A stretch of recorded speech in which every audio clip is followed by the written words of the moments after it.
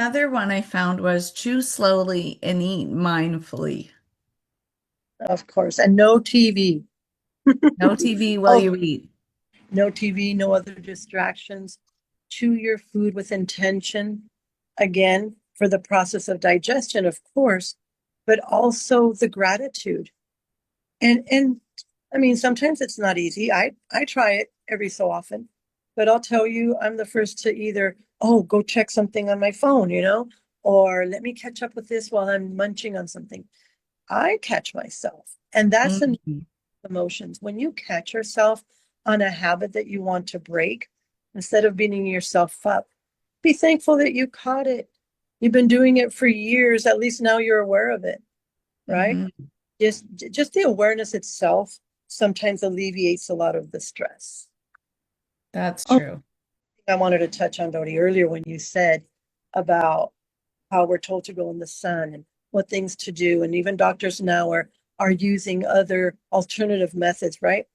One thing that helped me with my story in my life is Hmm.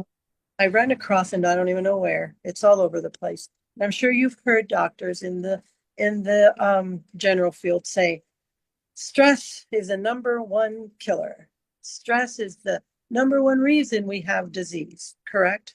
Yep. When I heard that, I had the most celebratory dance that I was like, I told my husband, did you hear that? We were both like looking at each other. Did you hear that? This is insane that a physical medical doctor is telling us your stress is killing you. Your stress is causing disease. Hello. What is stress? Who caused the stress? We did. Our brain did with the stories and stories that we tell ourselves over and over.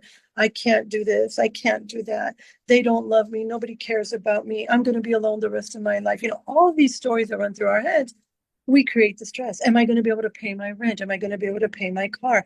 Who's going to love me? Oh, that person didn't approve of my post, stuff like that.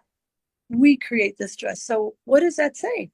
If we created it in our head and it took residence in our body and we start to shut down and now our heart hurts and our back hurts and everything is hurting, then we have the key, not the doctors, not the prescriptions. They said it very clearly. If that is the number one cause of disease, then reverse it. Reverse engineer. Stop worrying. Go to the things like grounding, getting in the sun, listening, meditating, detoxing, of course, right? So when we start doing that, do we need, and no offense to any doctors, yes, we need them. I know that. My Chinese doctor told me that, Alice, we need doctors, yes. If Humpty Dumpty fell off that wall and he needs to be put back together, who's going to do it? We have an accident, we need immediate care.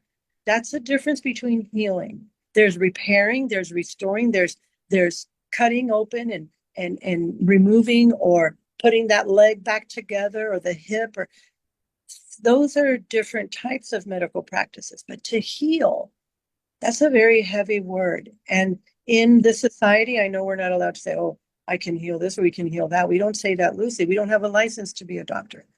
However, the opportunity, it's not a healing crisis, it's an opportunity to heal. So Hmm. so I when I heard that article, I'm going to look for that video. The doctor that was speaking said, stress is the number one leader. So if we deal with the stress, we can take care of our bodies, in my And humble opinion.